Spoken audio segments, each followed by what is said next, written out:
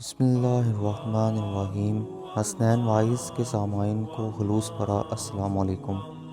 نبی پاک صلی اللہ علیہ وآلہ وسلم کا فرمان عالی شان ہے کہ تمہارا مجھ پر درود پاک پڑھنا تمہاری دعاؤں کا محافظ ہے اور تمہارے لیے پروردگار کی رضا کا باعث ہے اور تمہارے اعمال کی طہارت ہے۔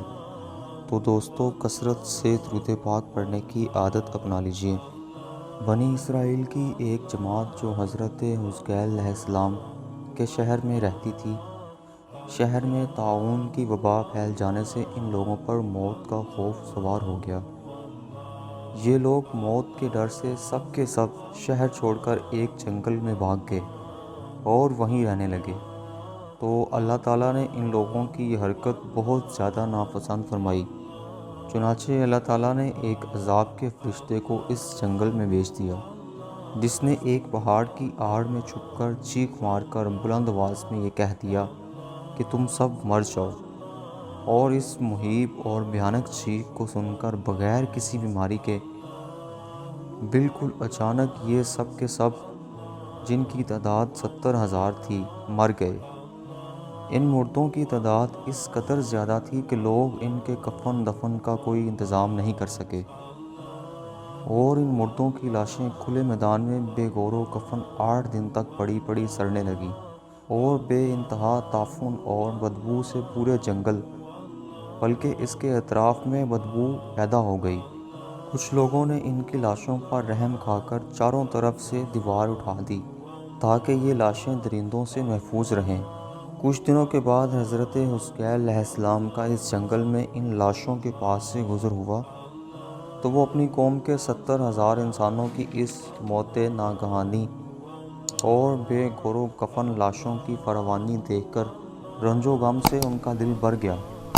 آپ دیدہ ہو گئے اور باری تعالیٰ کے دربار میں دکھ بھرے دل سے گر کھڑا کر دعا مانگنے لگے کہ یا اللہ، یہ میری قوم کے افراد تھے جو اپنی نادانی سے یہ غلطی کر بیٹھے کہ موت کے ڈر سے شہر چھوڑ کر جنگل میں آ گئے۔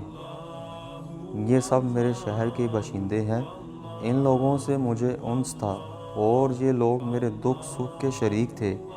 افسوس کہ میری قوم ہلاک ہو گئی اور میں بالکل اکیلا رہ گیا۔ اے میرے رب، یہ وہ قوم تھی جو تیری حمد کرتی تھی اور تیری توحید کا اعلان کرتی تھی اور تیری کبریائی کا خطبہ پڑھتی تھی۔ آپ بڑے سوز و دل کے ساتھ دعا میں مشغول تھے کہ اچانک آپ پر وحی اتری کہ اے حضرت حزقیل علیہ السلام، آپ ان بکھری ہوئی ہڈیوں سے فرما دیجئے کہ اے ہڈیوں، بے شک اللہ تعالیٰ تم کو حکم فرماتا ہے کہ تم اکٹھا ہو جاؤ۔ یہ سن کر بکھری ہوئی ہڈیوں میں حرکت پیدا ہوئی اور ہر آدمی کی ہڈیاں جمع ہو کر ہڈیوں کے ڈھانچے بن گئے۔ پھر یہ وحی آئی کہ اے حضرت حزقیل علیہ السلام، آپ فرما دیجئے کہ اے ہڈیوں، تم کو اللہ کا یہ حکم ہے کہ تم گوشت پہن لو۔ یہ کلام سنتے ہی فوراً ہڈیوں کے ڈھانچوں پر گوشت پوست چڑھ گیا۔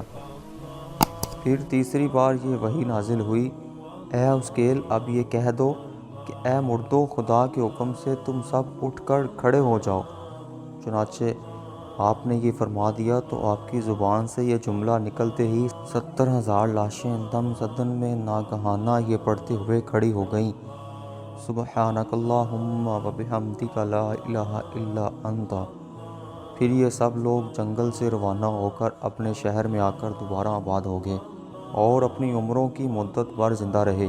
لیکن ان لوگوں پر اس موت کا اتنا نشان باقی رہ گیا کہ ان کی اولاد کے جسموں سے سڑی ہوئی لاش کی بدبو برابر آتی رہی، اور یہ لوگ جو کپڑا پہنتے تھے وہ کفن کی صورت میں ہو جاتا تھا، اور قبر میں جس طرح کفن میلا ہو جاتا ہے ایسے ہی میلا پن ان کے کپڑوں پر نمودار ہو جاتا تھا۔ چنانچہ یہ اثرات آج تک ان یہودیوں میں پائے جاتے ہیں جو ان لوگوں کی نسل سے باقی رہ گئے۔ آدمی موت کے ڈر سے بھاگ کر اپنی جان نہیں بچا سکتا، لہٰذا موت سے بھاگنا بالکل ہی بیکار ہے۔ اللہ تعالیٰ نے جو موت مقدر فرما دی وہ اپنے وقت پر ضرور آئے گی، نہ ایک سیکنڈ اپنے وقت سے پہلے آ سکتی ہے اور نہ ایک سیکنڈ بعد آئے گی۔ لہٰذا بندوں کو لازم ہے کہ رضائے الہی پر راضی رہ کر صابر و شاکر رہیں۔